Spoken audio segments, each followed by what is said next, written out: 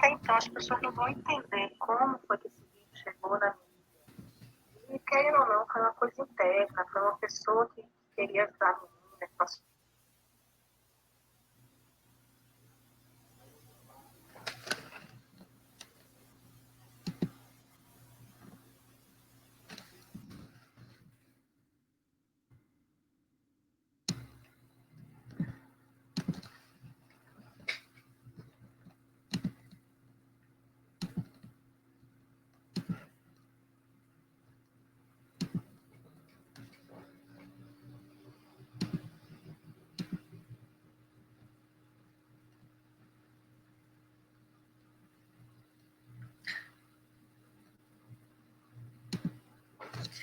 Olá, boa noite. Boa noite às leitoras e leitores do Portal Catarinas. A gente está no ar agora. Meu nome é Paula Guimarães, eu sou jornalista e coordenadora do Catarinas. Nesta quarta-feira, 19 de agosto, nós vamos fazer um diálogo sobre o tema Menina e não Mãe. Toda criança tem direito ao aborto no Brasil. A ideia é a gente conversar sobre o caso que ocorreu no estado do Espírito Santo e mobilizou o país nessa última semana. A gente vai falar sobre a situação da menina de 10 anos que foi estuprada e engravidada. Somente depois de um percurso aí de uma semana, entre idas e vindas, essa criança conseguiu acessar o seu direito ao aborto garantido por lei. Pôde fazer um procedimento legalmente autorizado, seguro e gratuito pelo Sistema Único de Saúde. Nós fizemos uma reportagem sobre o caso, que traz os detalhes aí dessa sucessão de violações. Eu convido vocês a lerem. Esse caso, ele é representativo de uma série de violações a que milhares de meninas são expostas no Brasil todos os anos. Em 2018, pelo menos 21 mil meninas entre 10 e 14 anos foram estupradas, engravidaram e pariram no país. Isso segundo os dados mais atualizados do DataSUS, que é o banco de dados do Sistema Único de Saúde. De acordo com a campanha Gravidez Infantil Forçada é Tortura, do CLADEM, que é o Comitê Latino-Americano e do Caribe para a Defesa dos Direitos da Mulher, temos aí 3 tipos de violações, né, nesses casos de gravidez de meninas. O estupro, a gravidez e o não acesso à interrupção da gravidez. Então, a nossa live não é somente sobre a ocorrência, né, esse fato que ocorreu com a menina, mas sobre o que acontece aí com milhares de meninas no país. De 1994 a 2018, foram mais de 100 mil nascidos vivos, aí gestados por meninas com idades entre 10 e 14 anos, uma média de mais de 27 mil nascimentos por ano. Ou seja, mais de 600 mil crianças foram vitimizadas triplamente, estupradas, elas não acessaram o direito ao aborto legal e possivelmente vivenciaram a maternidade de forma compulsória. Então, para conversar com a gente aí nessa noite, estão comigo a Emanuele Góes, que é pesquisadora da Fiocruz e da Universidade Federal da Bahia, a UFBA, a Paula Viana, que é enfermeira obstetra, co-coordenadora do grupo Curumim, Gestão em Parto, e a Sandra Basso, advogada e coordenadora do CLADEM, que é o Comitê Latino-Americano e do Caribe para a Defesa dos Direitos das Mulheres. Então, para a gente iniciar esse diálogo, vamos ver se a Sandra está por aqui. Tá, Sandra? Então, a pergunta, assim, quando a gente fala de gravidez infantil, né, gravidez de meninas, ou melhor, de crianças, como você me disse, é melhor a gente dizer de criança, porque a gente tira esse elemento do sexo, né? Então, quais são as questões mais fundamentais para a gente falar, em termos de legislação nacional e internacional, para iniciarmos esse debate? Bem, boa noite. Desculpem aos transtornos com as ferramentas que nos colocam, que nos aproximam, mas nos dificultam a vida pela falta de habilidade, às vezes por problemas de conexão. Mas boa noite, Paula, Emanuele, aliás, as Paulas, né? e as pessoas que nos assistem.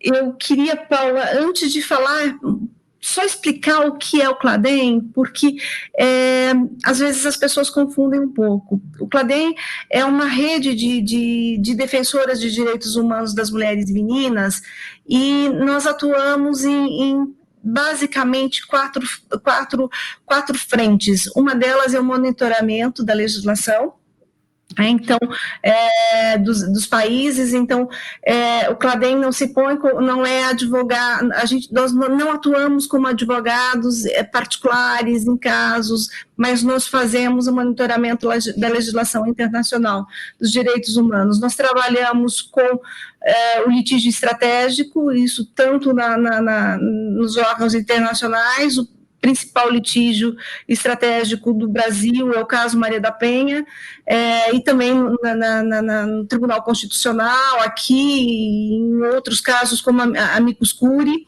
Nós temos algumas campanhas, dentre elas sobre educação em sexualidade e a campanha da gravidez e maternidade infantil, né? E ainda nós fazemos... o que eu esqueci de falar? Mas eu acho que era isso, acho que eu falei tudo. Então, a questão da maternidade infantil, da gravidez infantil, nós não temos nas legislações, e mesmo a nossa legislação interna, nosso Código Penal trata menor de idade de uma forma, o Estatuto da Criança e do Adolescente de outra. Se a gente for para os organismos internacionais, também não há um parâmetro de idade fixo. Mas na nossa campanha nós partimos da concepção de que toda menina menor de 14 anos que engravida sem desejar, sem procurar, e sem ter condições de entender o que é essa gravidez, e não se disponibiliza a ela recursos para interromper a gestação, nós estamos diante de uma gravidez infantil forçada. Né? O que é diferente? Por que uma menina acima de 14 anos é diferente de uma menina de 10 anos? Porque viver a maternidade, a gravidez e a maternidade com 10 anos, com 11, 12, é diferente de viver a maternidade com 17, 18 ou mais tarde. Então, são estágios diferentes de idade, inclusive de maturidade biológica também, né? Então, para nós, concebemos, então, a gravidez infantil, aquela abaixo de 14 anos, né, quando ela não é desejada, não é procurada, e não se permite que essa menina tenha acesso à interrupção da gestação. Tá certo. Sandra, você pode também, né, continuar nesse debate, falar um pouquinho sobre o fato dos 2 hospitais, né, terem se negado a realizar o aborto. Um desses hospitais, que é universitário, né, inclusive tem o serviço de abortamento legal, e quais foram as justificativas usadas e se elas têm embasamento legal. E eu pergunto isso não só olhando para esse caso, mas olhando para outras situações em que isso acontece, né? Quais os principais argumentos desses hospitais, geralmente, e se tem algum fundamento legal diante da legislação que a gente tem vigente hoje no Brasil. Então, nesse caso em específico, a gente tem informações, as informações que vieram pela imprensa, né? É isso que, porque não se tem acesso ao processo, porque o processo está em sigilo. Então, a gente parte daquilo que é a informação que tem chegado à imprensa, pela imprensa, mas que não é diferente de outras situações em que se acompanha na América Latina e Caribe e em outras situações que aconteceram no Brasil. Então, primeiro, uma falta de capacitação dos profissionais, né, para a realização do aborto legal. Não significa que eles não estejam qualificados para, mas falta um olhar diferenciado para essa situação. Junto a isso, vem todo o preconceito e a discriminação em relação à mulher. Por quê? Porque se entende na nossa cultura que o destino de toda mulher é ser mãe, né? Como se qualquer mulher em qualquer idade pudesse ser mãe, né? Ou tivesse que ser ou quisesse ser. Maternidade não é destino, é uma escolha de cada uma de nós. Essa cultura de propriedade do corpo da mulher, de poder sobre o corpo da mulher, que faz com que alguns profissionais entendam que está grávida, tem que gestar e tem que ser mãe. E nem sempre isso é possível, permitido, e é do desejo da gestante, né? Desta pessoa que dá entrada num serviço de saúde. Além disso, nós temos pouca divulgação pelo poder público dos direitos das mulheres. Então, nós temos uma norma técnica, mas ela é pouco tratada, e mesmo assim é uma norma técnica que foi editada em 1999 e ela veio se reproduzindo, sem que alguns conceitos tenham sido revistos. Então, lá se tem que gestação até 22 semanas, 500, peso fetal 500 gramas. Mas não se diz que isto é a norma, é lei, que é só nesse período. Não. Nosso Código Penal fala que não há crime, não é crime, tá? Então, se não é crime, é permitido, né? Porque eu pessoa, não posso fazer aquilo que é proibido. Se não está proibido, eu posso fazer. Então, não é crime quando a gravidez implica em risco à gestante, risco de vida à gestante, quando decorre de estupro e, pela decisão do STF, também estão excluídos da abrangência do Código Penal a gravidez de anencéfalos especificamente, mas a gente faz uma interpretação também mais abrangente. E quando elas chegam no hospital, uma menina de 11 anos chega numa unidade de saúde, gestante, e essa gestação está fora desse parâmetro de 22 semanas ou 500 gramas o peso fetal, por algum motivo se concebe que não se pode mais fazer nada. E na verdade não é isso, porque se uma gestante estiver correndo risco de vida e chegar ao hospital, ninguém vai pedir uma autorização para escolher entre interromper ou não. Né? Pensa-se na gestante. E não se concebe que uma menina de 10 anos, né, mesmo que, não é o caso, mas mesmo que tivesse capacidade de discernir o que é uma relação sexual e que isso desencadearia uma gestação, e tivesse a compreensão exata do que é tudo isto, né, ela ainda assim estaria correndo risco de vida, porque o corpo dela ainda não está pronto para gestar.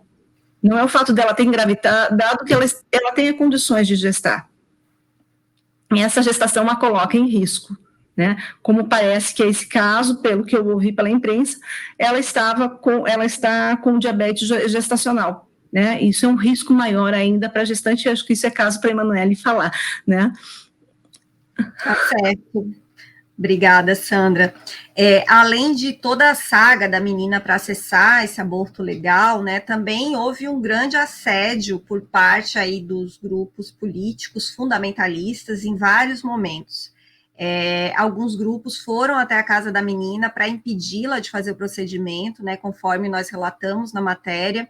Um desses grupos extremistas, ou uma dessas pessoas extremistas, falou que tinha, inclusive, o apoio da ministra Damares, e que estaria lá na casa em seu nome, em nome da ministra. Durante o trajeto, então, de Vitória, no Espírito Santo, até Recife, em Pernambuco, também houve mobilizações hostis aí por parte desses grupos, em frente ao hospital. Tanto que a menina, né, e a avó precisaram ser levadas no porta-malas do carro em determinado momento para que fosse mantida a integridade e uma certa tranquilidade, né?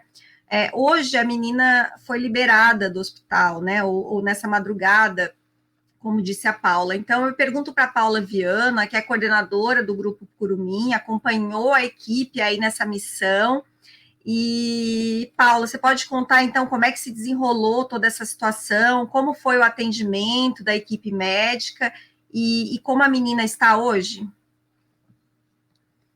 Boa noite, muito importante estar conversando com vocês, com Emanuele e Sandra, né, companheiras aí de,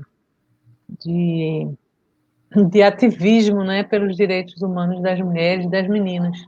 Esse caso realmente é um caso bem emblemático, né, sobretudo, assim, perfil, essa dificuldade, né, de ir para de acessar o serviço, né? Muita gente, veio do Espírito Santo para Pernambuco, mas isso aí quase todo dia chega aqui em Pernambuco, gente do Ceará, sabe, mulheres do Rio Grande do Norte, mulheres da Paraíba, assim como em São Paulo chega gente de todo o Brasil, né? Porque há uma escassez, há uma falta de serviços que possam atender, e é totalmente injustificável isso, né? Toda maternidade, toda instituição de saúde materna, de saúde reprodutiva, tem condições, né, de realizar o abortamento previsto em lei. Claro que um serviço organizado, ele aí vai ter outras características mais, assim, é uma equipe multidisciplinar, tem um protocolo a seguir, mas isso não impede que qualquer serviço de saúde, né, que tenha a saúde materna ou assistência obstétrica dentro dos seus serviços, possa atender mulheres, né? Assim como também toda maternidade, todo obstetra, ou seja, especialista, ele tem condições de interromper uma gravidez a qualquer momento dessa gravidez, né? Tanto é que uma gravidez que está colocando a mulher em risco de vida, ela não tem tempo, ela pode ser interrompida a qualquer momento, né? Então, existe tecnologia segura disponível para isso, né? Então, nada impede, nem juridicamente, como Sandra já falou, nem tecnicamente, né? Nem nessa parte da tecnologia disponível que a gente tem no Brasil, né? Ou a medicação, né? Ou a indução medicamentosa, ou a aspiração manual, a própria curetagem que deveria estar sendo menos utilizada, né? Porque a gente tem tecnologia mais moderna, mais segura, que é a MIL, que é a aspiração manual intrauterina. Então, é um caso bem emblemático, porque ele pega essa situação, né? O perfil da menina, quem é essa menina, sabe? Quem é essa menina e o que ela representa, assim, ela representa as meninas que não têm acesso, né? E que também não têm voz, que também não têm... E ela é fortemente o que eu, pelo pouco que eu conheci, né, passa como um raio na frente da gente, um caso desse, mas uma menina que teve espaço para exprimir o seu desejo, né? Ela assim, desde o início que a gente teve contato com ela, a gente vê uma criança retraída, uma criança calada, né? Uma criança com um olhar triste, né? Às vezes parada assim, né? Meio por conta de... Eu fiquei muito tocada, assim, porque na minha cabeça veio, né?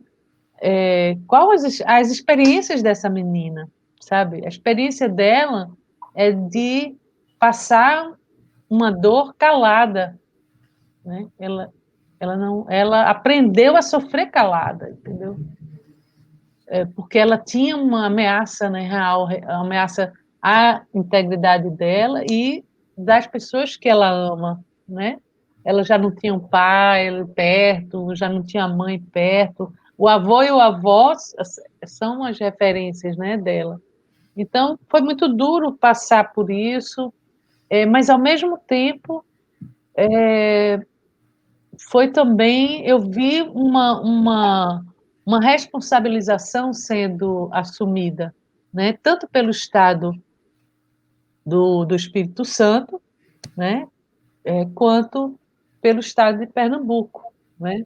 Então, as campanhas de desinformação, por exemplo, quando se fala, as feministas sequestradas, não teve nada disso, as feministas participaram como especialistas, porque o movimento feminista vem acompanhando a implantação e a melhoria dessa política no Brasil desde o final da década de 80, né, que quando começou o primeiro serviço em São Paulo. Então, é um caso bem emblemático, mas que salta aos olhos, né, e não é possível que pessoas não possam passar pela experiência de compaixão e de empatia, né? Quando você presencia uma situação dessa, né? Eu sou enfermeira, a gente passa por esses momentos difíceis, a gente nem tudo são flores. Eu sou enfermeira obstetra, então a gente não tem só situações onde o parto, tudo bonito, não, são situações duras, dilemas, né?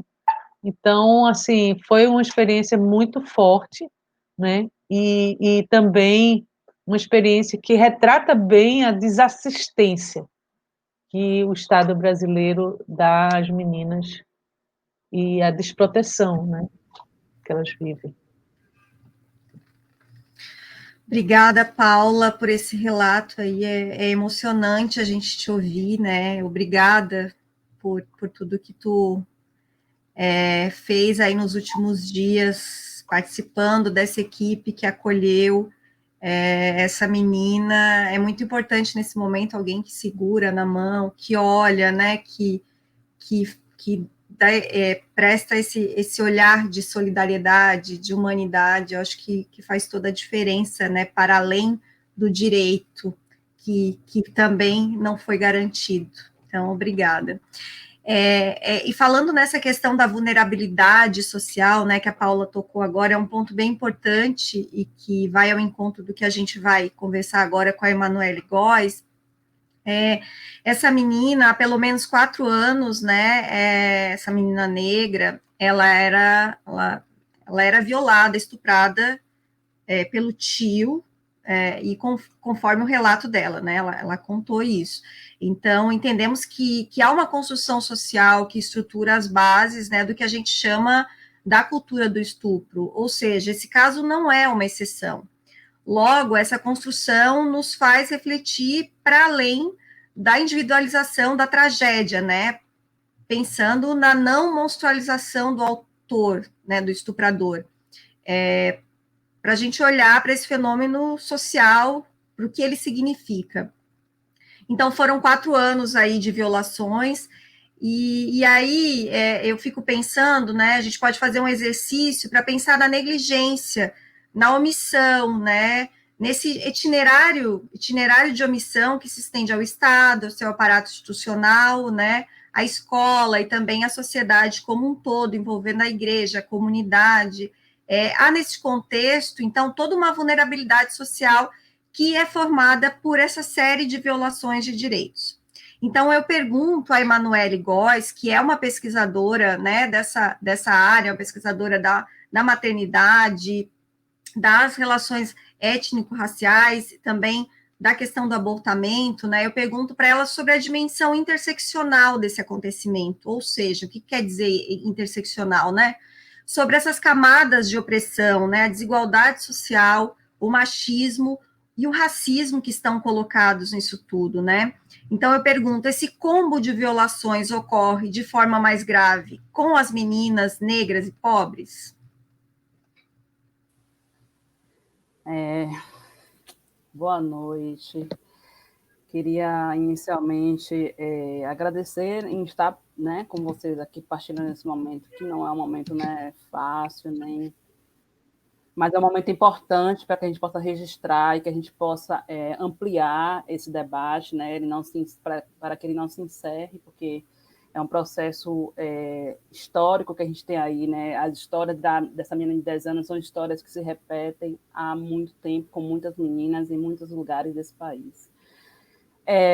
Eu estou um pouco emocionada, acho que Paula Viana devia vir antes, devia depois de mim, porque a fala dela me deixou bastante mexida. porque a gente vai trabalhando, não sei se Paula Guimarães também pensa dessa forma, sem elaborar, sem construir muito cenário, porque eu acho que se a gente construir muito cenário, a gente trava, né? Então, quando a gente vai construindo de como essa menina foi violentada, se a gente constrói isso, parece que dá uma barreirada. E hoje foi o dia que eu tive essa barreira, desde cedo, que eu estou tentando aí tomar um fôlego, e hoje, depois de domingo, mas hoje que eu realmente, é como se caísse na real do que aconteceu com a menina, né? E então isso ficou meio difícil. Nada, eu disse, eu vou, não vou desistir, eu vou porque eu preciso participar, que é importante a gente contribuir nesse debate para que ele não se encerre. Eu queria, é claro que eu vou tratar, né? Vou tratar dessa questão da interseccionalidade, mas eu queria trazer uma história para conectar com essa história, né, dessa menina de agora, das meninas do Quilombo Calunga, lá de Goiás. Não sei se vocês lembram da história das meninas que eram violentadas sexualmente, que tinham várias, com resultados, meninas de menores de 15 anos e com gravidez, né, com filhos, né, já mães, por conta dessa violência sexual em que elas viviam, inclusive em condições de troca, né, porque precisava comer, se alimentar, dentro dessa conjunção aí, já que eu estou tratando da questão da vulnerabilidade. E aí para lembrar mesmo assim, porque para muitos me parece que é uma coisa nova, ou que é agora, ou que aconteceu com essa menina, né? E para a gente que vem na militância, no ativismo, né, nas pesquisas, sabemos que, infelizmente, não. Quem dera fosse, mas quem dera fosse no sentido de essa menina, a gente vai poder cuidar só dela e se dedicar a ela para que ela fique bem o máximo possível depois de tudo isso. Mas a gente tem aí histórias, são 21, né, meninas que são mães no Brasil, né? E a gente tem aí estudos que vai mostrar que quando a gente faz a linkagem das meninas que pariram, essas 21 meninas que pariram, por exemplo, quando a gente linka com os casos notificados de estupro, muitas dessas meninas que não foram notificadas por estupro, que os casos foram notificados, também tiveram a gravidez. Então, muito possivelmente, essa gravidez é essa violência de repetição. Então, porque se notificou e ela continuou, então tem ali, né, a discussão da violência de repetição. Então, e quando a gente vai pensar quem são essas meninas, né? Quem são essas meninas que estão mais expostas a essa violência, né? Exposta à violência sexual? São meninas negras, são meninas pobres, e aí a questão do território vai contar, né? Sobretudo meninas de áreas rurais, do interior das cidades. Então, isso conta.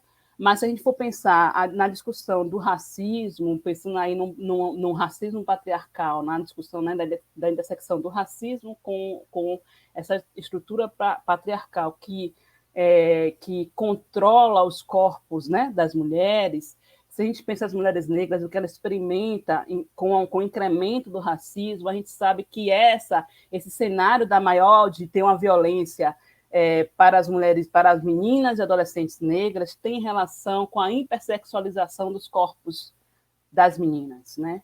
Os corpos negros femininos, eles são hipersexualizados, então eles estão expostos a sofrer, e aí esse corpo negro de uma criança, de um adolescente, está exposto às vulnerabilidades por conta das opressões de gênero, de raça e de geração, né?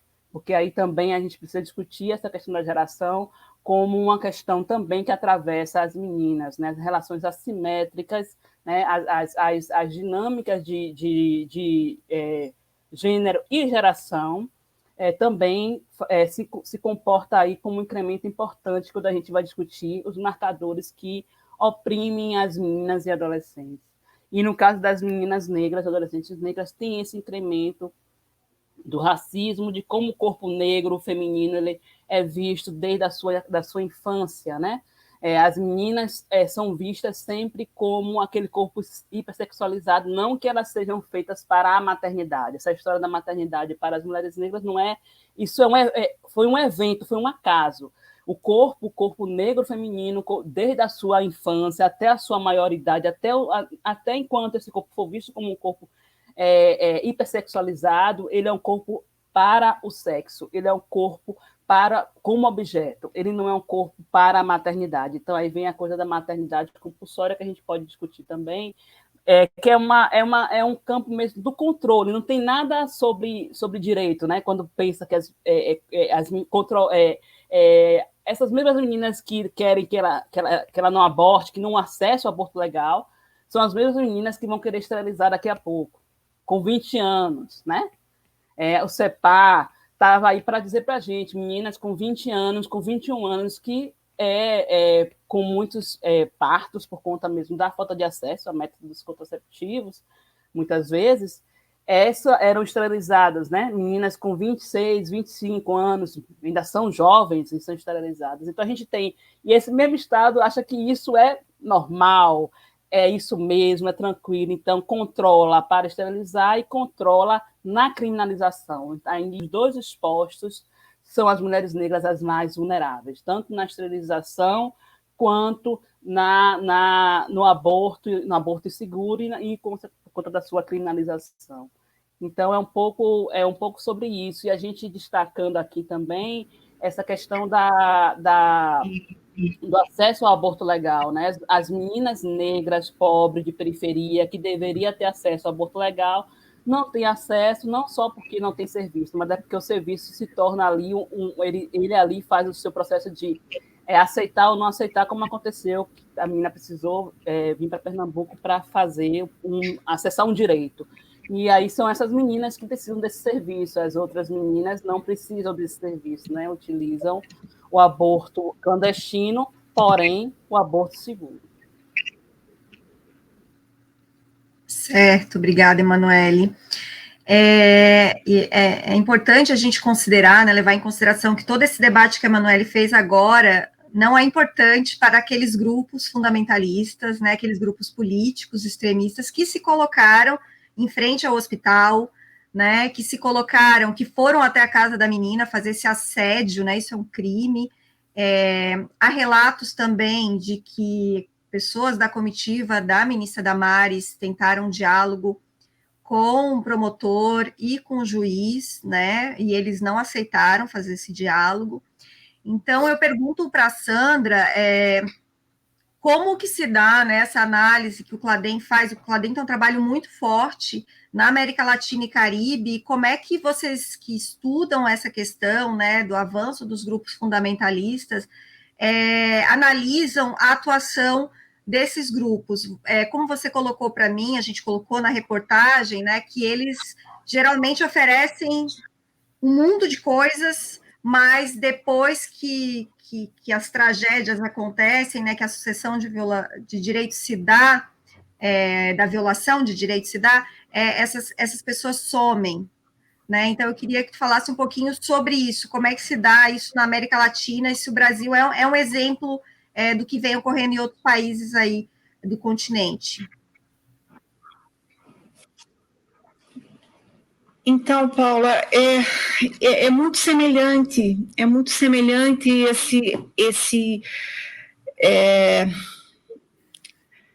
esse abuso de direito, né? Eu não encontro palavras para definir isso sem me revoltar, né?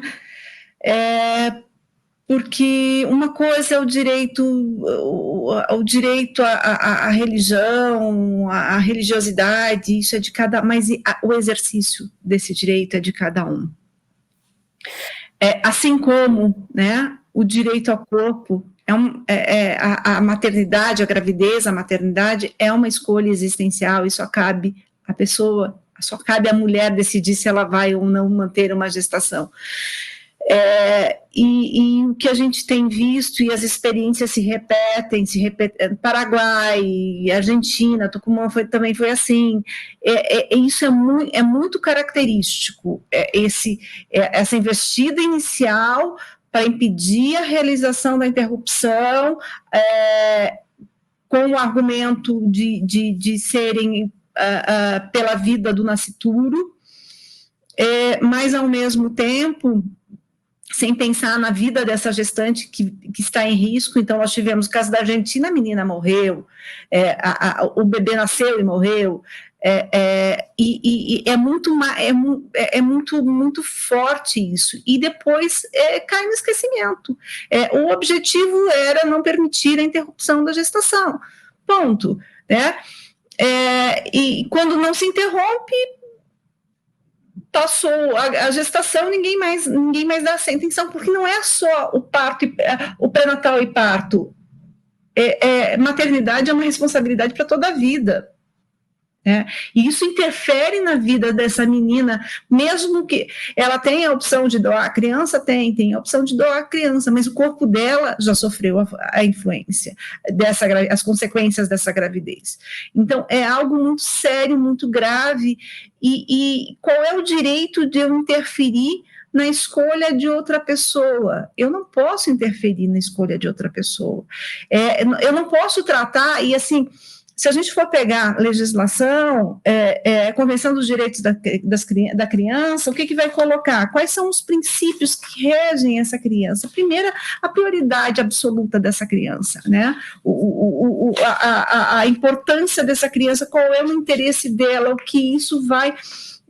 Então, é um dos pilares, o superior interesse da criança. O segundo é tratar essa criança como sujeito de direito e não como objeto. E aí vem uma outra concepção que se tem, que criança não tem vontade. Criança tem vontade, ela é um sujeito. É lógico que ela não tem a mesma autonomia de uma criança, de um adulto, né, ou de uma adolescente. A gente chama de autonomia progressiva. Ela vai adquirindo competências, capacidades, e ela vai tendo condições de se autodeterminar.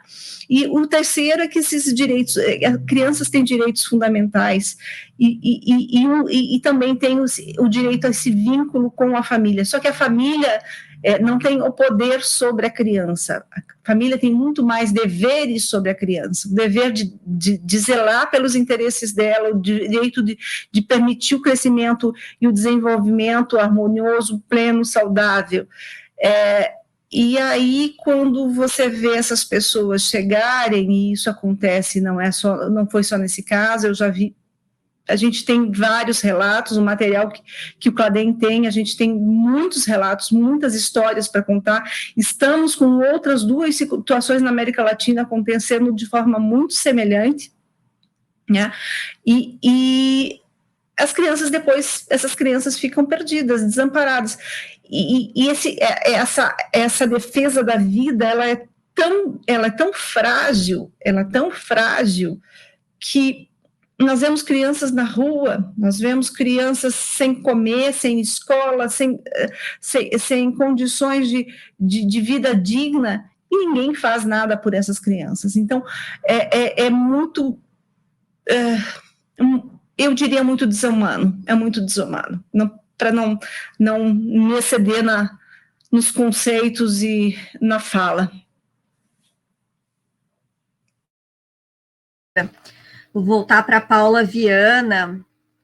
Paula, tá rolando aí toda uma mobilização, né, de apoio à menina e também de apoio ao direito dela, né, apoiaram o direito dela ao aborto. Essa mobilização cresceu nas redes sociais, aí esteve no topo do Twitter e foi com a hashtag, né, gravidez aos 10 mata. E aí a gente já tem aí o Felipe Neto, youtuber conhecido, né, se posicionando, dizendo que vai ajudar o acesso da menina até ela chegar à universidade, e também um dirigente do Flamengo, né, que pediu para mandar um kit do Flamengo para ela. Essa questão, essa revelação de que ela joga futebol, gosta de futebol, eu acho que sensibilizou, né, muitas pessoas. Então, a gente viu, né, falou dessas manifestações hostis, mas também teve muita mobilização no sentido de apoio realmente a esse movimento, a garantia desse direito. E como é que você vê tudo isso, Paula? Olha, desde o início, Paula, minha xará, Desde o início, houve uma mobilização, foi bem interessante, assim, a mobilização nacional que se fez em torno do caso, né? Eu e Sandra, por exemplo, a gente compartilhou esse grupo, né? Assim que as companheiras do Espírito Santo dispararam para a gente, né, essa situação, né? O Observatório da Sexualidade, né, com Sônia Correia, com Urânia, Vitor, a Sandra Lia, que está desde sempre, né, interpretando para a gente toda essa juridiquês, né, que é tão difícil, às vezes, a gente saber esses caminhos, né? Claro, Manu, a gente é da área de saúde e também a gente tem o saudez aí, a nossa linguagem. Mas, assim, então, foi importante um grupo de especialistas, sabe? Tinha também comunicadores. Foi um grupo que se formou rapidamente, né? E, a partir do momento que a gente acompanhou o processo do promotoria, do juiz, né? Da sentença do juiz, né? Da sentença, não, da resolução dele, né? Nós começamos a acompanhar mais de perto e a saber que lá no Espírito Santo a gente não ia, essa menina não ia poder acessar esse direito, né? Vale salientar, né, que teve um estudo do IPEA em 2014. Esse estudo ele diz que apenas 5% das meninas menores de 14 anos, as meninas que notificam a violência sexual e que ficam grávidas dessa violência, apenas 5,6% acessam os serviços de saúde, né, para garantir esse direito. Imagina, é muito pouco, né? E foi exatamente isso que estava acontecendo e que o movimento, essa articulação, que é via movimento feminista, pôde viabilizar esse tratamento, né? Tinha também o Cristião Rosas, que é da Rede de Médicos pelo Direito de Decidir, né? Uma secção brasileira dessa rede, que é internacional, e que é um especialista na área, né, da Febrasgo, enfim, é um médico super experiente, colega do Olímpio. Então, toda essa rede de especialistas, pessoas do direito, pessoas da saúde, que têm experiência, gente aqui em Pernambuco, tinha outras opções para ela também acessar no Brasil. A gente tem serviços espalhados pelo Brasil, temos poucos, né? Muitos serviços, assim como aqui em Pernambuco, dizem que são serviços, mas não são plantões. O plantão da quinta-feira funciona, né? O domingo de manhã é legal, porque tem uma equipe massa, né? Então, muitas vezes não são serviços que a mulher vai a qualquer momento, né? São grupos de profissionais que são comprometidos com os direitos humanos das meninas e das mulheres. Então, isso foi bem interessante, porque houve essa mobilização e, devido à urgência, essa mobilização foi muito assertiva, né?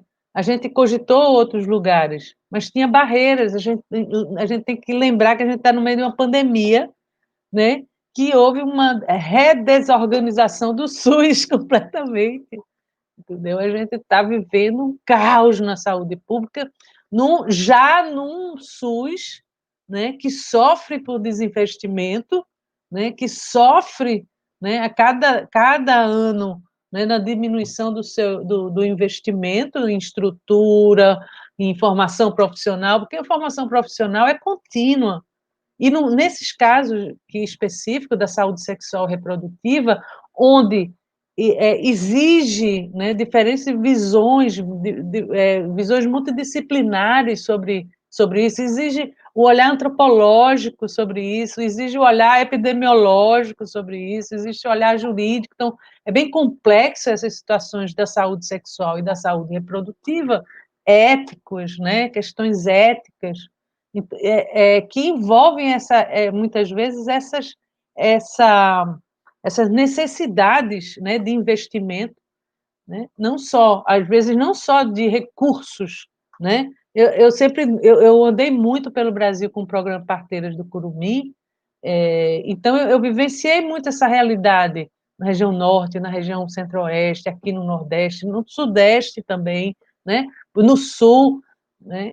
A gente vê, no sul tem uma estrutura boa. Sim, para quem? Se você for, a estrutura de saúde do povo guarani lá do sul é terrível, certo? Então, não é assim. Então, há desigualdades, mesmo em regiões onde né, existe a coisa. Se a gente for pensar, o planejamento diminuiu o número de mortes do aborto no Brasil, diminuiu o número de mortes de aborto no Brasil porque melhorou o acesso ao planejamento familiar, mas essa melhoria ela é desigual de acordo com a região que essa mulher esteja, ou que esse mulher e homem esteja, né?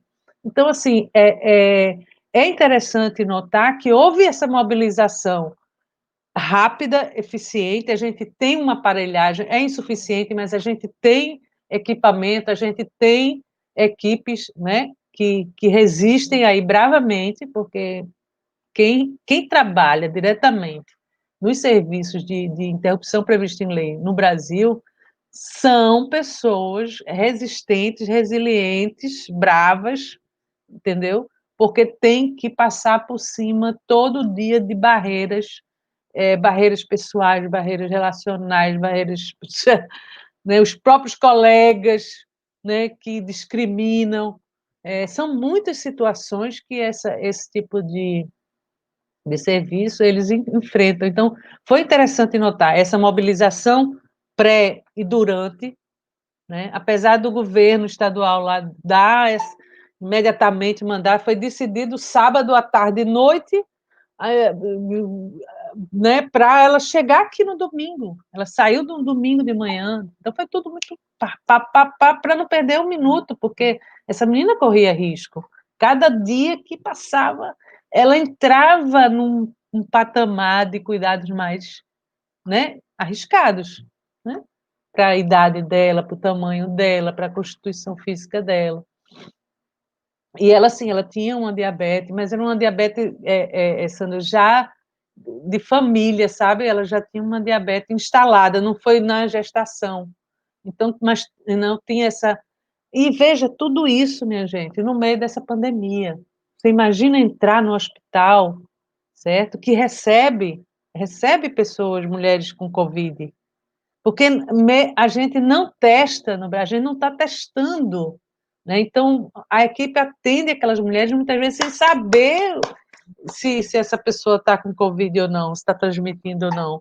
Então, foi uma situação muito difícil, mesmo assim, teve uma mobilização eficiente, pré-especialista, e teve uma mobilização durante, local, que foi muito impressionante, porque, assim, foi, imediatamente chegou, assim, 40, 50 jovens feministas, velhas feministas, profissionais, estudantes da universidade, sabe? Foi muito bom ver tanto de estudantada de medicina, de enfermagem, sabe? De assistente social, tem muitas assistentes sociais lá, né, na manifestação. A Frente pela Legalização do Aborto em Pernambuco estava lá, né? Veio em peso, Fórum de Mulheres de Pernambuco estava em peso, a Marcha Mundial de Mulheres foi imediatamente uma mobilização, e não só feministas, entendeu?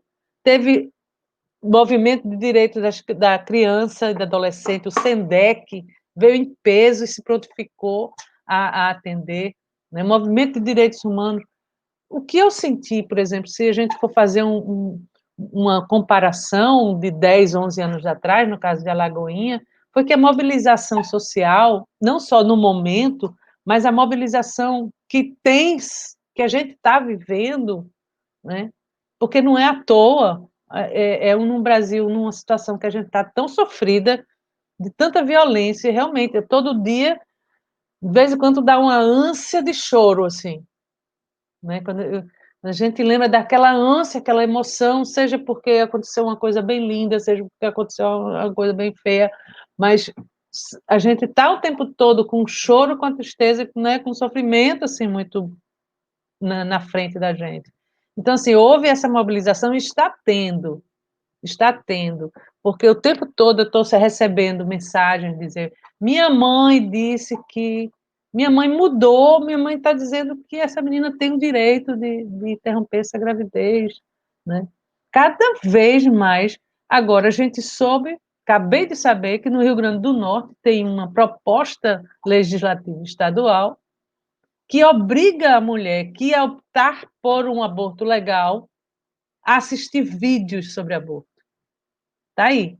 Então, a gente lida o tempo todo com esses atrasos, esses retrocessos, entendeu? E ao invés de a gente avançar, inclusive com políticas que diminuam o número de abortos, porque o que a gente quer é legalizar o aborto para diminuir o número de abortos, né? Para melhorar esse acesso e a gente ter uma política responsável de planejamento reprodutivo e de aborto legal quando necessário e quando a mulher quiser, né? Essas campanhas de desinformação que esses promovem, sabe? Dizer que no Brasil elas querem legalizar e aí, a partir daí, vai ser obrigatório, as mulheres vão fazer uma fila no SUS. Já existe a fila no SUS.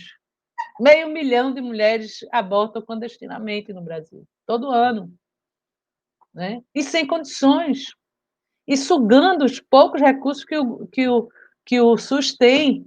Se o aborto for legalizado, a gente já tem estudos de economia sobre isso. A gente economiza também os nossos tão parcos recursos, né?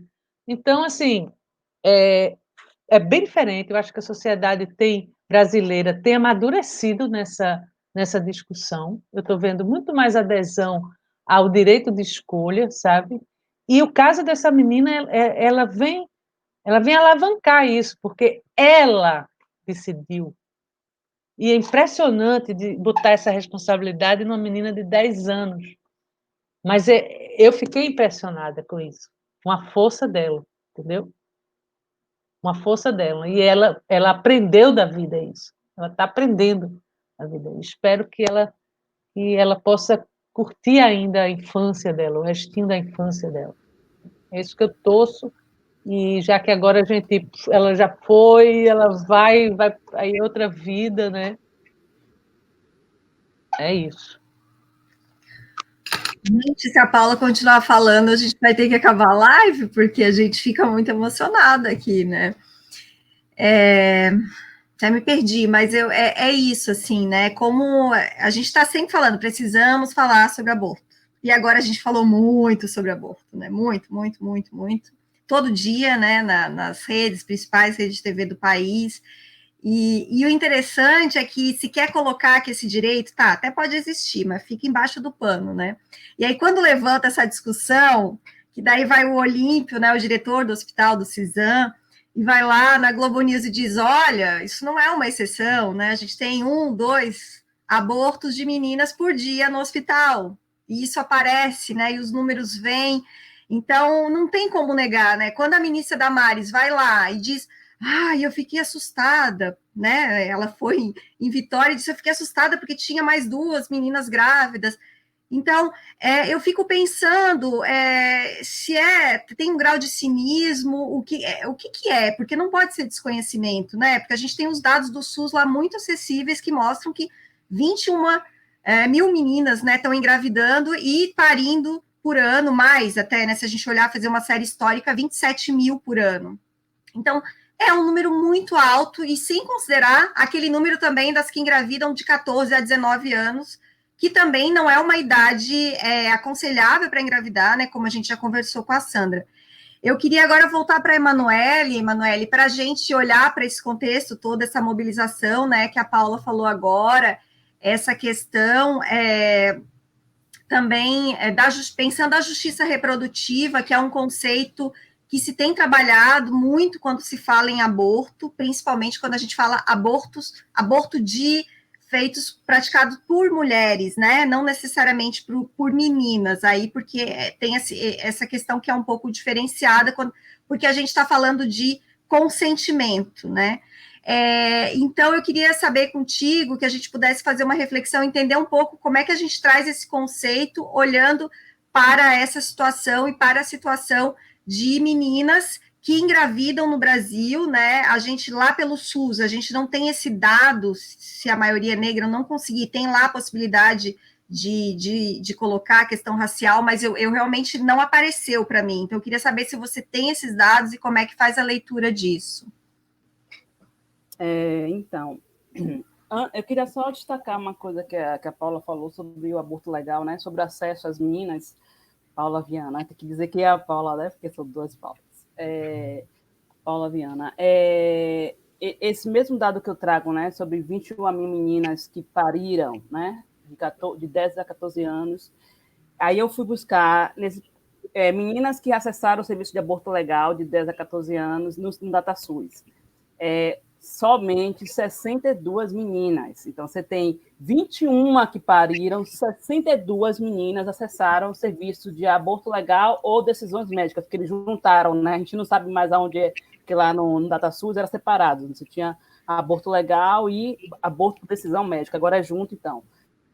Nesse conjunto, decisões médicas e aborto legal, só temos 62 meninas e 21 que pariram e 8.737 que sofreram violência sexual, que foram estupradas, né? Por casos notificados. Então, você tem uma conta que não fecha, né, sobre o direito, né? E quem sabe que se todas as meninas que engravidam na cidade a gravidez é fruto de violência sexual, o serviço de aborto legal teria que estar mais ou menos compatível com esse número, né?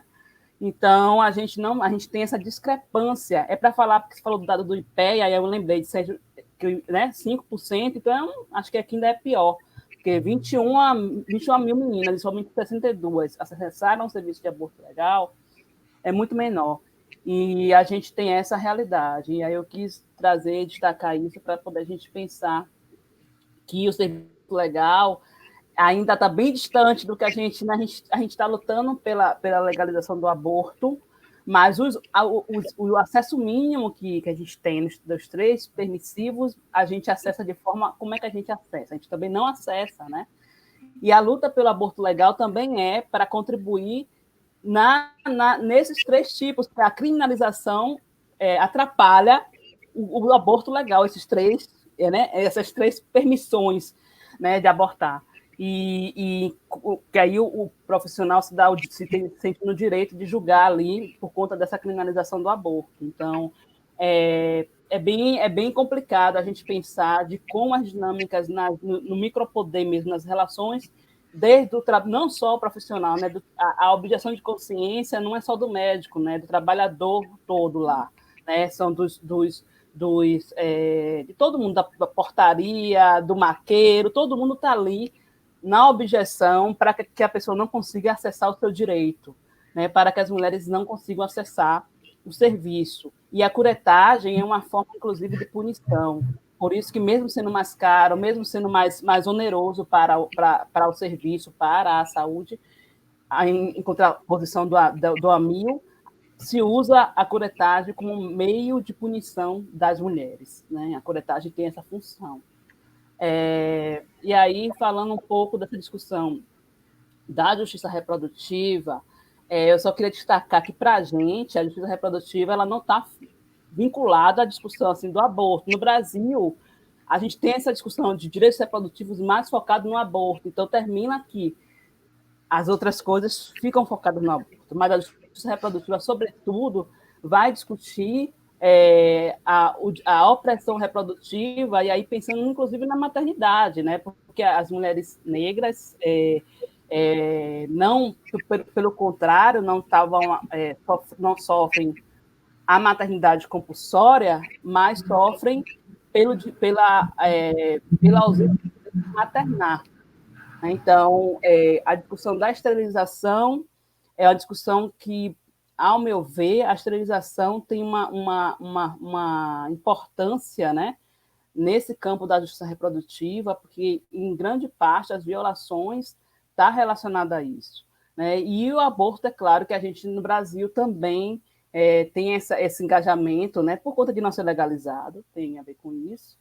E aí termina também vinculando mais a discussão da justiça reprodutiva ao aborto. Mas a justiça reprodutiva ela é pensada do ponto de vista das opressões reprodutivas, das violências reprodutivas, né, dos casos que a gente pensa, por que não essa mulher não ter o direito à maternidade, né? Então, sobretudo, saltar, né, para a gente discutir sobre isso, sobre as hierarquias reprodutivas em que as mulheres, por exemplo, mulheres em situação de pobreza devem esterilizar porque é pobre. Então, isso é como a gente pensa que a justiça reprodutiva vai refletir diante desse cenário.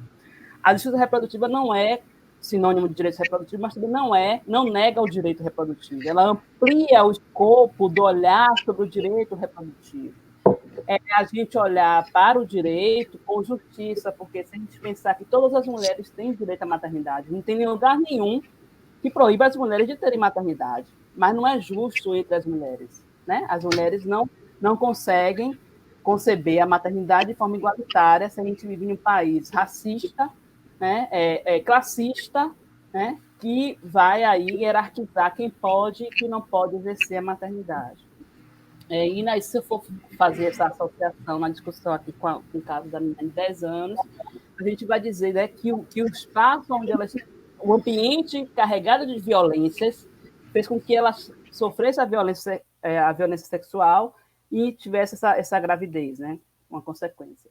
Então, os ambientes de opressões de raça, de gênero, né, de geração, são ambientes que impedem o direito reprodutivo de ser exercido. Esses ambientes, e aí a justiça reprodutiva nos dá luz para pensar sobre isso. Não que o direito reprodutivo também não traga, mas é como se a gente conseguisse rasgar e ampliar e olhar de forma mais nítida o que a gente realmente precisa para garantir que as mulheres acessem os direitos, né?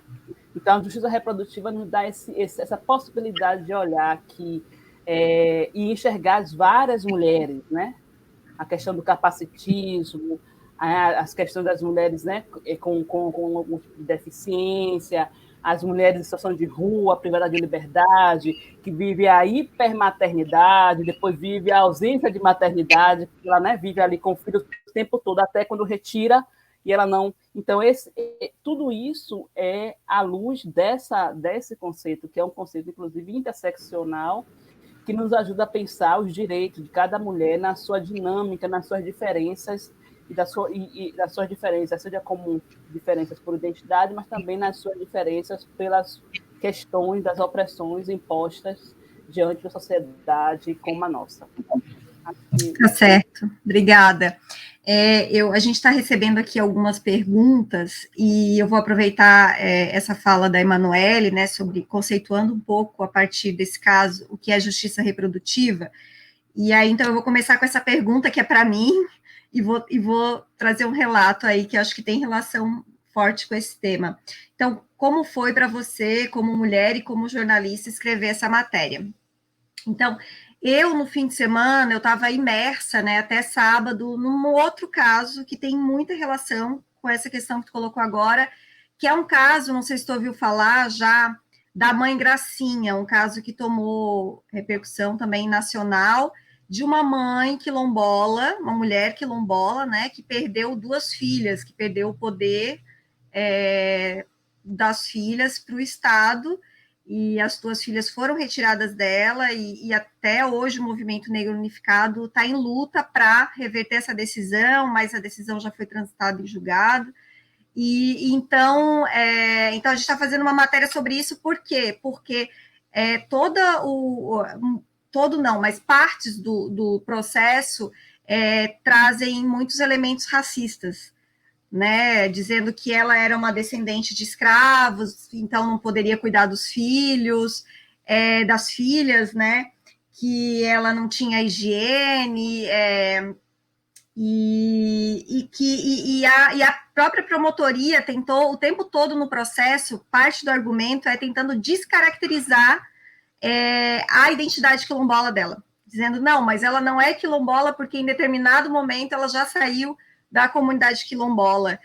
Então, eu estava muito imersa nessa questão, né, lendo todo o processo, nessa dor, né? Porque a gente olha para o processo do Ministério Público e do Judiciário catarinense, a gente vê uma coisa, mas quando a gente olha o laudo da antropóloga, a leitura é totalmente outra, assim, né? Respeitando a identidade daquele grupo étnico, né? Que é uma outra forma de exercer a maternidade, né? E tem uma fala muito emblemática de um desembargador que ele chega para. Isso não está no processo, mas ele diz para a advogada, né? A gente tem que agilizar essa adoção, porque as meninas daqui a pouco estão com o útero formado, e como é que vai ser? Então, um pouco para a gente refletir também sobre essa questão, né, da justiça reprodutiva. Então, para dizer que eu estava muito imersa nessa questão, e eu, na verdade, não queria sair dessa questão para entrar numa outra, porque é tudo muito pesado, né? Mas quando eu entrei, foi muito intenso, né? Sábado à noite e domingo todo eu fiquei nessa matéria até tarde, até madrugada de domingo, assim, porque entrei muito fortemente, me tocou muito, assim, e como algumas amigas disseram, eu chorei e tal, não foi o caso, porque eu entrei e tem muita emoção, né, mas eu coloquei muita racionalidade, assim, e eu queria fechar um trabalho muito bacana, que conseguisse trazer essa grandiosidade das pessoas envolvidas, né, dessa articulação, né, então foi um pouco isso, assim, e me senti muito satisfeita com o resultado, com a repercussão. Foi uma das matérias assim mais lidas, acho que a mais lida do Catarinas, que foi compartilhada por vários veículos, então foi bem bacana, assim. E uma outra pergunta também para mim é se você já escreveu outras matérias sobre aborto envolvendo crianças, e como sente o assunto hoje em relação aos outros períodos em que escreveu.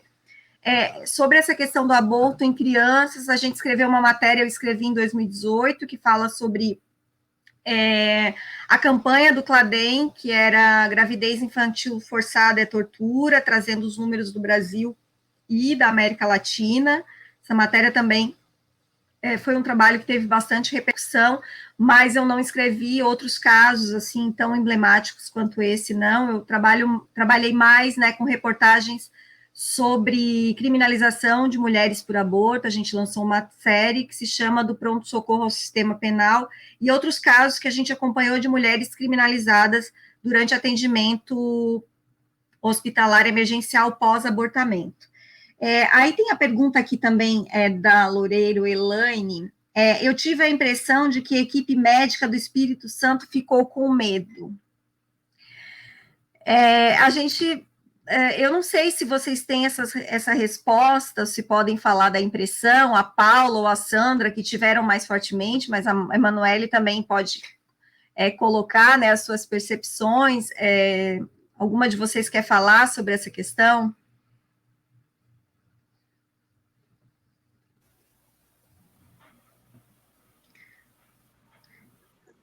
Sandra, quer falar? Então... eu acho difícil, e eu não gosto de julgar, né? É difícil falar uma impressão de algo que eu não acompanhei, e eu nem posso, como advogada, me manifestar sobre uma situação dessa. Mas eu posso falar daquilo que está registrado nas pesquisas, na experiência que eu tenho, na capacitação de ginecologistas e obstetras, dos residentes do Hospital de Clínicas aqui de Curitiba, e na percepção que eu tenho de congressos de ginecologia, né? Eu acredito que possa ter havido uma grande pressão, né, sobre o sistema de saúde, e que isso retraiu a equipe médica. É algo que vai, aspas, contra a consciência, porque a gente não sabe se é isso. O professor Aníbal Faundes diz que não, né? Ele sempre tem várias pesquisas, vários trabalhos dizendo que essa objeção de consciência, ela nem sempre é isso, né? Porque quando é com alguém próximo, aí pode, né? É isso que a professora, não sou eu que estou falando, a professora Aníbal Faundes, que para mim é o maior médico, FIGO, da Federação Internacional de Ginecologia e Obstetrícia, e é isso que ele diz, né? Essa objeção de consciência só existe quando é o outro, quando sou eu, não, né? Existe a possibilidade, pelo que eu vi da entrevista coletiva, de não ter o treinamento necessário, a capacitação necessária para realizar aquele tipo de procedimento. Eu não, como eu disse, eu não vou julgar, é isto que foi dito, e aí eu acredito que vem a Febrasgo divulgou nota, Dr. Choice também, então a gente tem várias organizações da área de saúde dizendo que não é assim. Mas eu acredito que um fator determinante sempre, quando você não sabe o que fazer ou que você não tem certeza do que fazer, a pressão política é fundamental. Né? Aquela coisa, para onde você cai, onde o vento bate mais forte. Né? E eu acho que foi isso que aconteceu. Mas, assim, é julgamento e eu não posso fazer esse julgamento. Eu estou passando, se eu for pegar os casos que Cladem relata, é isso que acontece. É a pressão. Então, normalmente o que se faz, esses serviços de saúde, por não saberem, não terem a compreensão do que significa isso, não respeitarem o direito das meninas, das mulheres que sofrem violência, eles vão postergando até o momento em que é possível o nascimento com vida das crianças, desse feto da criança, enfim. Aqui é uma criança gestando, né, um gestante. Então, é isso que acontece. Agora, para falar, Paula, sobre esse caso específico é muito difícil, né? Eu ouvi a entrevista coletiva, a partir daquilo que eu falo, a partir da experiência que eu tenho. O que a gente vê nos serviços de saúde, me impressionou muito uma última conferência que eu participei da ginecologia, em que a gente usou um sistema diferente, em vez de falar, a gente respondia, né? E aí foi minha surpresa. Todos os médicos queriam saber como fazer, porque todos concordavam em fazer a interrupção. Paula. Não, nada mais para complementar, porque é isso mesmo, a gente sabe, é sabido, né, que há uma pressão política, né, e principalmente lá no estado do Espírito Santo, a gente já teve alguns embates, por exemplo, nós organizamos, nós assim, Cefêmea, Anis, que estava também nesse grupo, o Cefêmea e Anis também estava nesse grupo, né, é importante lembrar. A gente passou por uma experiência no Senado, onde a gente teve esse embate em 2015 ou foi 2016, da SUG, que é a Sugestão Legislativa, né, de descriminalização do aborto, que rolou no Senado, e o Magno Malta era o relator, né, e o Magno Malta era de lá, e a Damares era assessora dele, né, inclusive. A Sarah Winter foi uma vez lá, Sarah Inferno foi uma vez lá dar um depoimento ridículo, né? Totalmente lunático, né? E a gente teve esses embates, a gente conhece bem as figuras, né? Que ainda comandam, ainda têm um poder importante, né? A bancada da bala lá é muito forte, a gente sabe disso, é sabido, é público. Então, lógico que essa equipe ela foi super pressionada. E existe o medo agora, a gente está vivendo, né, uma permissividade da expressão do ódio, da violência, que nos dá medo. A gente tem colegas nossos que estão fora do Brasil por ameaça de morte, né? A gente tem que temer pela segurança, né? Porque a gente colaborou no cumprimento da lei, né? A gente colaborou no acesso ao direito dessa menina. A gente tem medo de andar na rua, o médico responsável lá pelo serviço está com medo, não está com medo não, mas sabe, é consciente que existe essa ameaça pode ser real. Né? O que a gente viu, um deputado chutando uma porta da maternidade, né? Então, assim, a gente sabe que é possível. Então, é lógico que essa equipe ela se sentiu. E existe também até a preservação do serviço, sabe? Eu vivenciei isso, a gente vivenciou isso aqui em Pernambuco em 2009, né, com a objeção de consciência institucional, que não existe, né, não pode, acho que Sandra pode explicar isso. Existe a objeção de consciência pessoal do profissional de saúde, mas a instituição pública ela tem que atender, né? Se ela ainda mais é uma referência daquele serviço, é obrigação dessa instituição atender. Se aquele profissional ele não se sente à vontade diante dos seus dilemas éticos, morais, não sei o quê, então que a instituição vá atrás de outro profissional, né, que cumpra, né, a lei, né, que seja um cumpridor de leis e que não viole os direitos humanos das mulheres e meninas.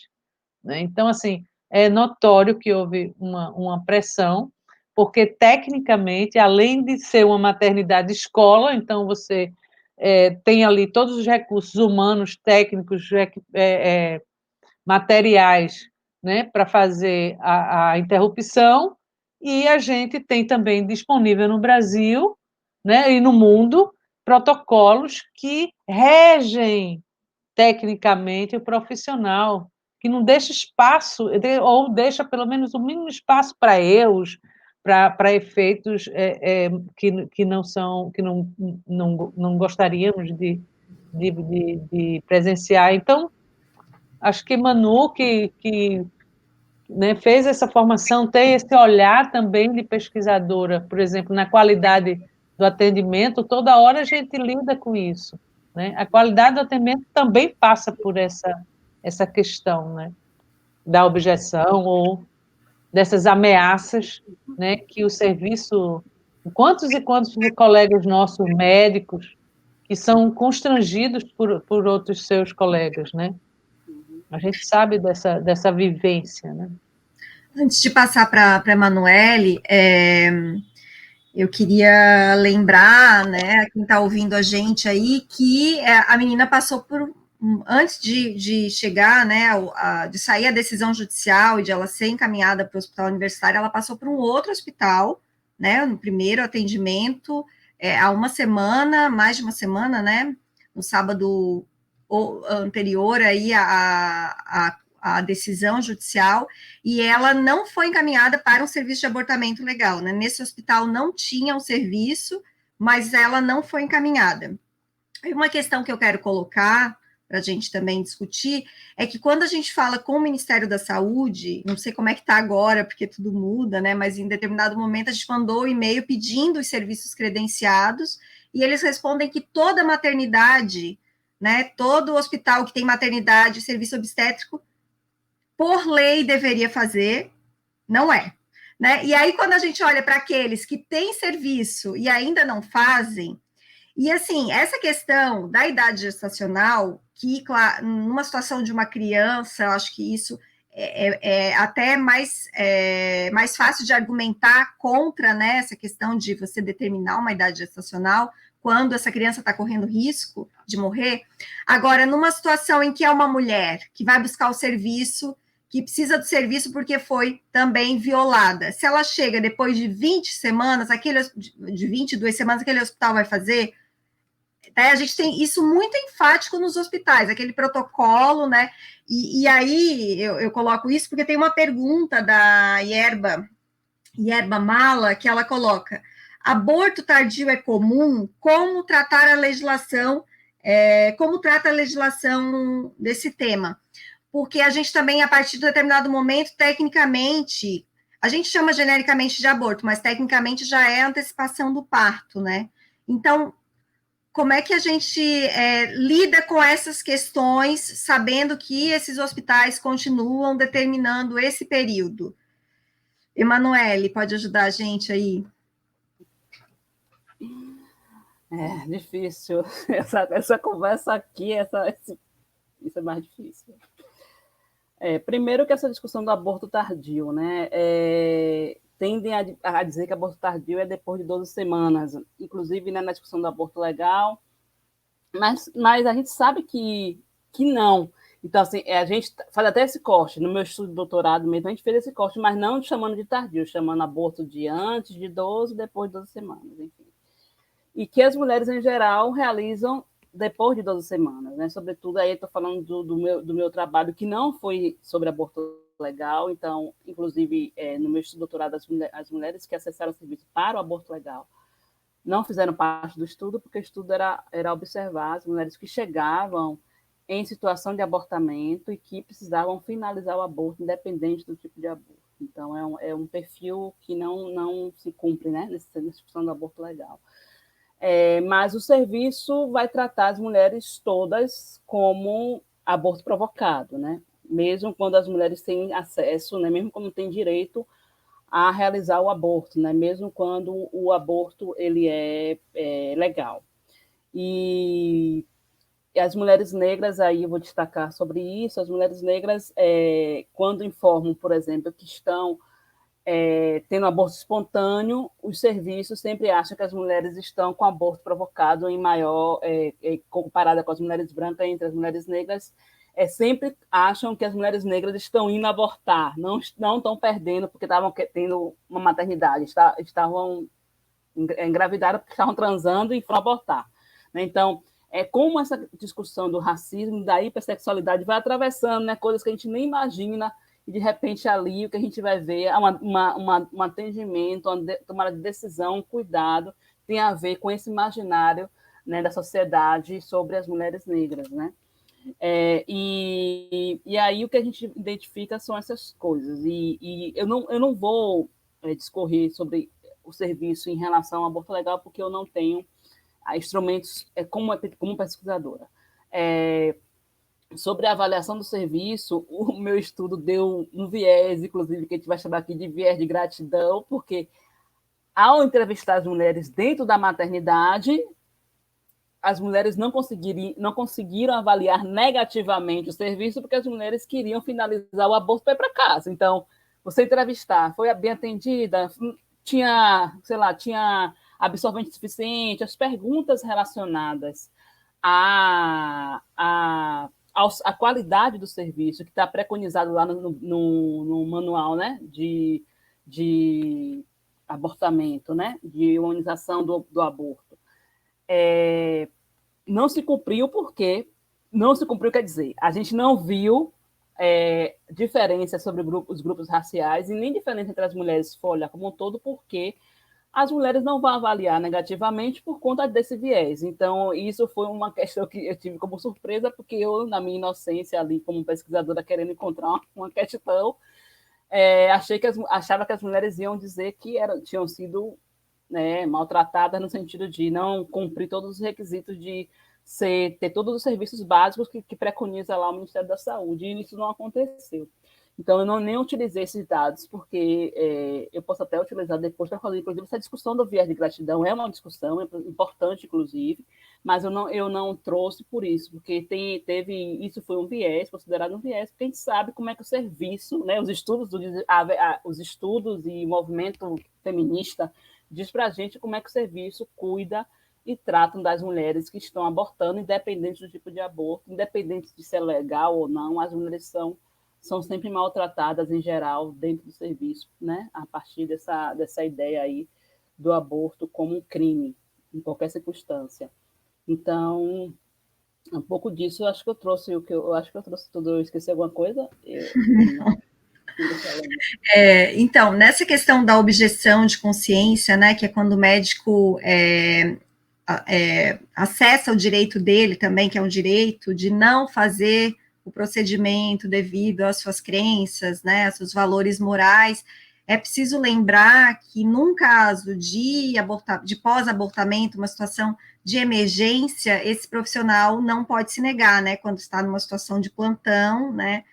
E uma coisa que o Olímpio, o diretor do CISAM, falou numa entrevista que ele deu agora para a Globo News, que eu achei muito importante, né, considerar, quando o jornalista perguntou, mas é a questão da objeção de consciência, ele disse, não, é um direito, tal, mas o profissional vai se modificando, né, e ele falou dele, ele disse, olha, o Olímpio de 94 não é o mesmo Olímpio de hoje, então ele disse que tudo tem a ver com a formação da equipe, para se pensar a objeção de consciência, né, que a equipe vai se modificando com esse trabalho, realmente, de conscientização, de humanização.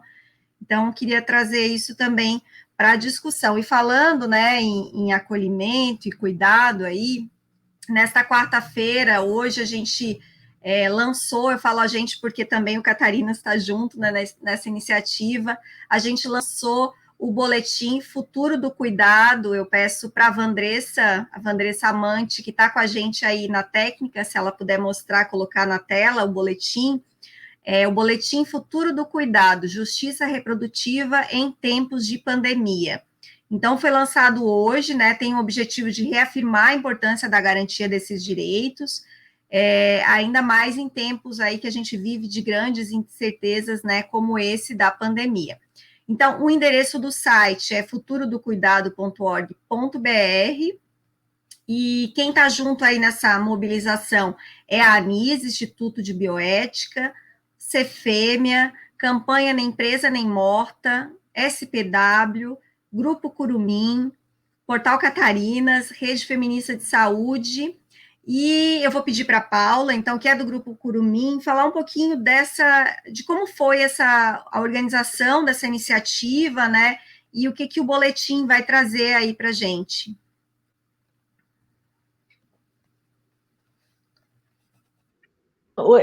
Essa proposta de boletim, ela surgiu desse grupo, né, formado por essas pessoas, instituições que Paula falou, e faz parte, esse grupo é um grupo de comunicação, de comunicadoras. Eu estou metida nesse grupo, eu nem sou comunicadora, mas eu adoro informação sobre saúde, eu adoro essa parte, assim, né? Eu sempre sou muito metida nessa história. Mas o Curumim, enquanto organização feminista, antirracista, a gente sempre valorizou muito a comunicação como um instrumento mesmo, né? Assim, uma forma da gente poder disseminar conceitos, disseminar conhecimentos, informações seguras, né?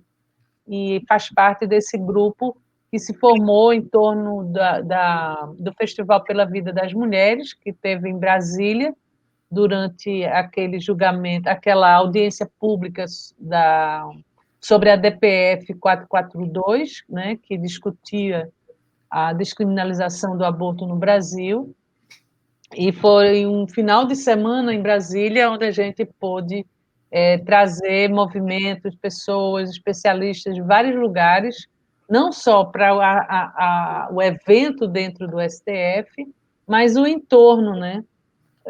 Teve um festival com música, com debates o dia inteiro. E se formou ali um grupo de comunicadores, desses grupos, Anis, e todo o que Paula falou, a rede feminista, né? E aí eu não vou repetir agora que me perdi, mas a gente resolveu fazer esse ano, já tem 3 anos que a gente se reúne para fazer várias ações, né, em torno da descriminalização, da justiça reprodutiva. A gente resolveu fazer essa boletim, né, e também esse site dentro da campanha Na Empresa Nem Morta, que foi uma iniciativa que se consolidou como uma ferramenta importante nessa luta, né, nas redes sociais, né, a influenciar e também munir, né, a sociedade de informações verdadeiras, né, e de discussões produtivas em torno da justiça reprodutiva. no meio dessa pandemia, claro, a gente tinha que contextualizar esse formato, né, de comunicação que a gente bolou. Esse boletim, ele tem vários departamentos, né?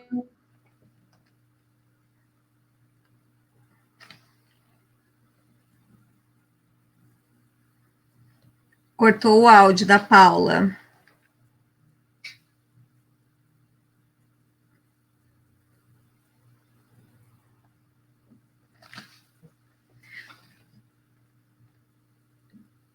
Voltamos? Estamos aqui?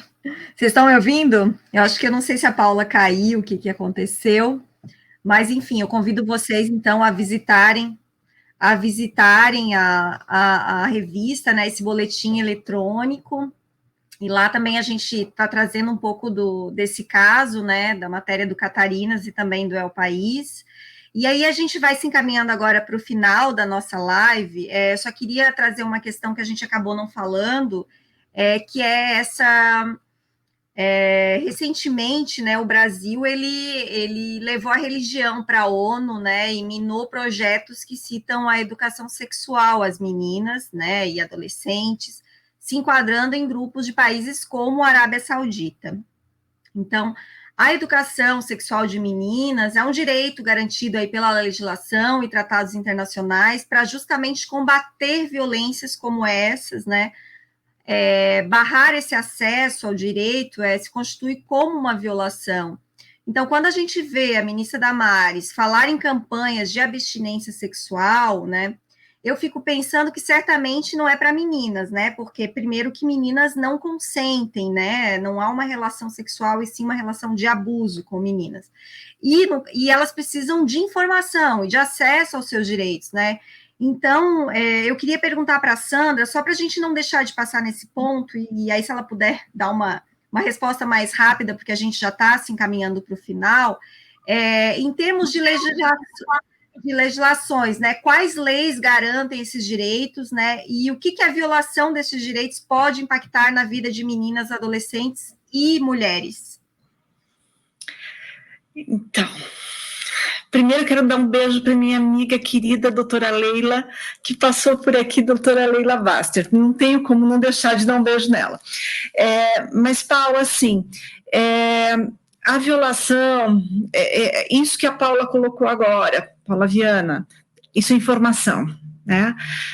Se nós pegarmos toda a questão da objeção de consciência, isso é falta de informação também, falta de formação, falta de desmistificar esse preconceito que a gente tem, essa discriminação de gênero que está na nossa cultura. Isso é cultural.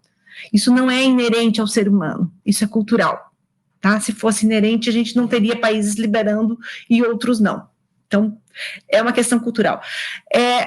Tanto Convenção CEDAW, tanto Convenção de Belém do Pará, só para falar as duas que eu mais tenho, né, e a Convenção dos Direitos da Criança, todas elas vão falar que qualquer política de prevenção à gravidez infantil, e isso está no nosso material do CLADEM, estou fazendo propaganda do CLADEM aqui bastante, mas de prevenção deve começar por criar programas abrangentes de educação sexual.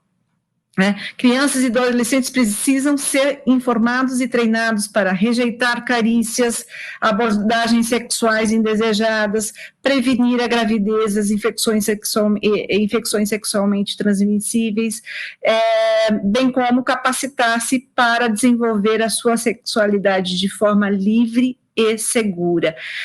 A educação sexual tem como objetivo dotar crianças e adolescentes dos conhecimentos, competências e valores para tomarem decisões responsáveis sobre suas relações sexuais e sociais. Sem informação não dá. E a gente está vendo que no Brasil eles estão tirando a educação sexual em sexualidade, porque a gente fala sexual, parece que a gente vai ensinar criança a fazer sexo. É bem ao contrário, é bem o oposto disso. porque, além disso, no momento em que se abordam esses temas na escola, a escola também se torna um ambiente amigável para essa criança denunciar. Se essa criança não tiver, porque nós sabemos, foi falado aqui, as meninas são estupradas, são violadas, basicamente em suas famílias, num ambiente conhecido por pessoas próximas. E essa relação familiar é uma relação de poder.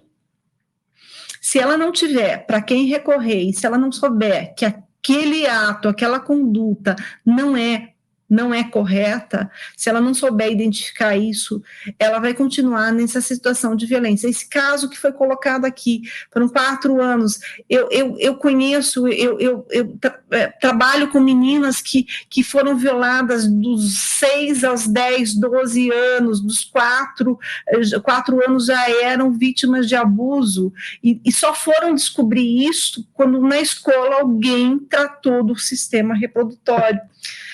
Então, isso precisa ser falado. É lógico que tudo tem uma graduação, e isso a gente precisa encontrar. Agora, não tem como tirar a discussão de gênero e sexualidade das escolas, né? Até porque depois a gente tem médicos, tem profissionais, tem advogados, tem juízes que não sabem o que é isso. Nesse caso do Espírito Santo, nós tivemos um judiciário, o sistema de justiça foi super ágil, né? E o sistema médico, né? A medicina, a saúde é que falhou, né, Paula? É isso que a gente comentou. Então, ou que deve ter falhado, enfim, né? Mas nós precisamos falar sobre isso para que todos saibam, que todos se apropriem e para que a gente desmistifique, que a gente perca esses estigmas, esses estereótipos que só fazem mulheres sofrer, né? Quando não morrer. Agora, a Sandra lembrou de uma questão muito importante, acho que já foi falado até durante a live, né, que o judiciário fez um papel muito importante, aí eu li, né, partes dos trechos do pedido feito pelo promotor e também da decisão do juiz, e quando o juiz diz, né, a vontade da menina é soberana, aquilo... né, a gente sente, e o que ele fala, né, a decisão dele já dá uma resposta para o hospital, não importa que ela está com 22 semanas, né, então ele fala disso também, da idade gestacional, que os médicos devem levar em consideração que um parto é mais prejudicial, é mais arriscado do que um aborto, então ele traz esses elementos, né, quando a gente fala em formação, esse juiz também estava um tanto formado para essa questão que é muito importante, né? Então, eu quero agradecer imensamente vocês, a gente já está aqui há quase 2 horas, então, e a gente ficaria, por isso, eu peço para vocês a gente desdobrar em outras lives, né, para continuar esse debate. E aí, a gente explicando aí para o nosso público, que a gente fez uma live meio relâmpago, né, e não deu aquele tempo de anunciar, mas mesmo assim, a gente teve uma boa audiência. E como a gente fez o relâmpago, a gente vai trabalhar o pós. Então, amanhã a gente vai continuar trabalhando esse vídeo, vai divulgar uma matéria, e esse vídeo vai ficar disponível, a gente vai colocar no YouTube também. Então, vai ter uma perenidade aí para quem quiser assistir depois, né? Que não teve tempo hoje, porque hoje também, lembrar que hoje é um dia que é o dia do orgulho lésbico, é o dia da historiadora e do historiador, é o dia de luta da população de rua, Dia Nacional de Luta da População de Rua. Então, muito provavelmente tem vários eventos, então só para dizer para o público que a gente vai ter esse vídeo aí para divulgar nos próximos dias. Então, agradecendo a presença de vocês, eu peço que vocês façam aí as suas considerações finais, algo que a gente não tinha dito, que vocês querem salientar, enfim. Não, eu queria falar, assim, para encerrar, me despedir. Achei muito bom estar aqui. Gosto sempre de ouvir minhas colegas, Manu e Sandra. Manu, de vez em quando a gente se encontra, né, Manu? E é sempre um prazer, e eu sempre aprendo muito. E convidar vocês realmente para curtir o boletim, né? O futurodocuidado.org.br.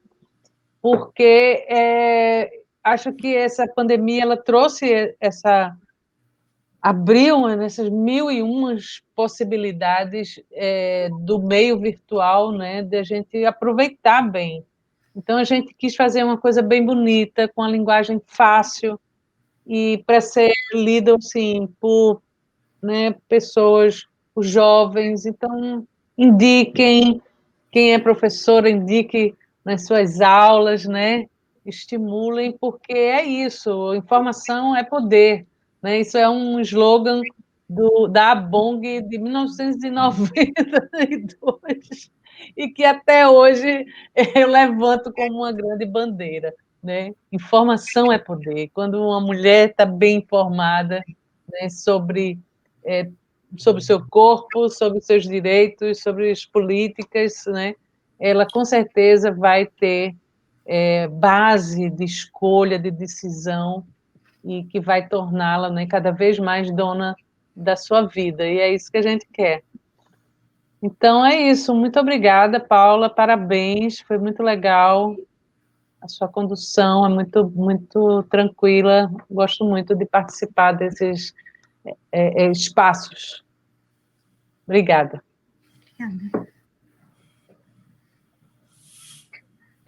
Então, queria agradecer também, aprendi muito, né, com Sandra, que eu não conhecia, conhecendo agora, achei muito...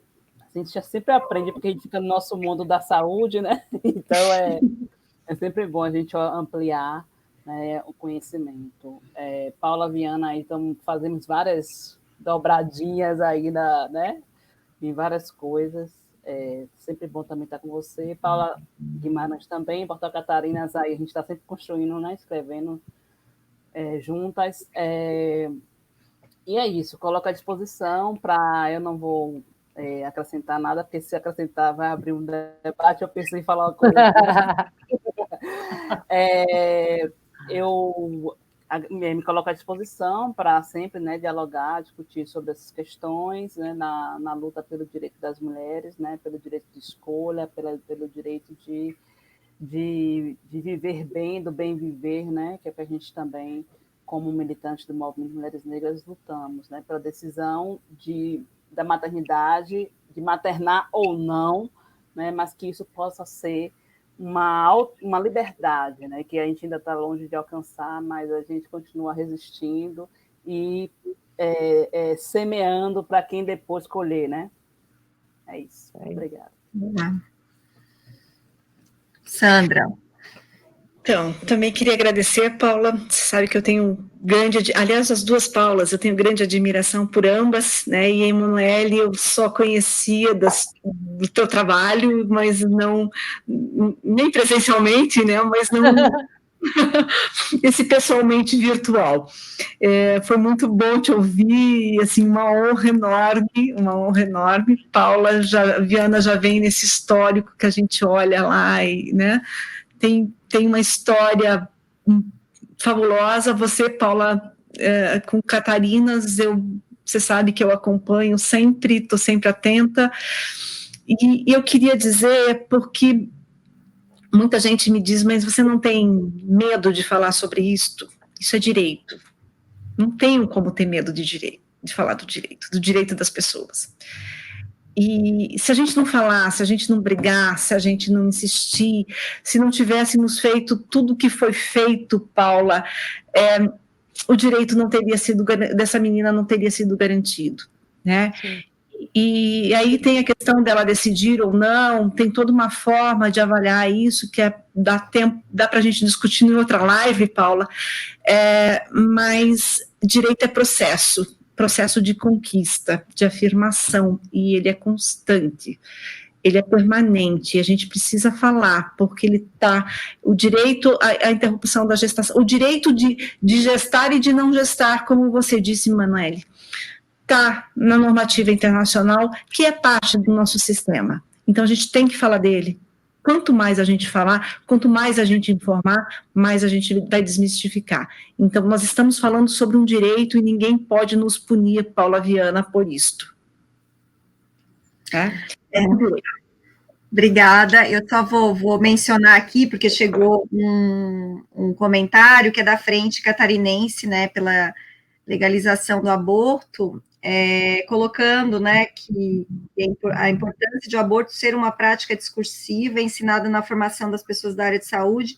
Muitas pessoas relatam que os professores geralmente passam por isso batido nas universidades, e é isso que a Rosângela Talib, né, das Católicas pelo Direito de Decidir, na entrevista que ela deu para a gente, ela pergunta, poxa, mas logo numa universidade, né, eles negam esse direito, então que profissionais estão sendo formados?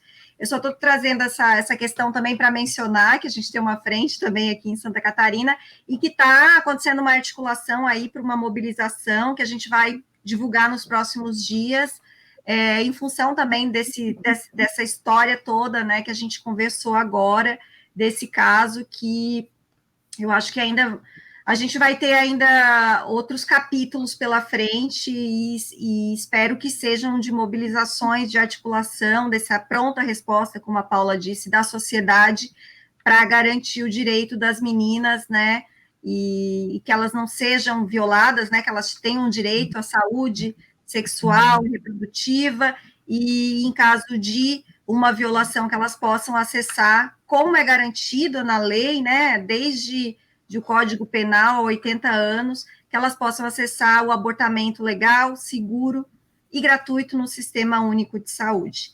Então, muito obrigada, eu estou muito emocionada de estar aqui com vocês, e a gente continua se encontrando nas trincheiras, né? Obrigada. Grande beijo. Tchau. Tchau. Tchau.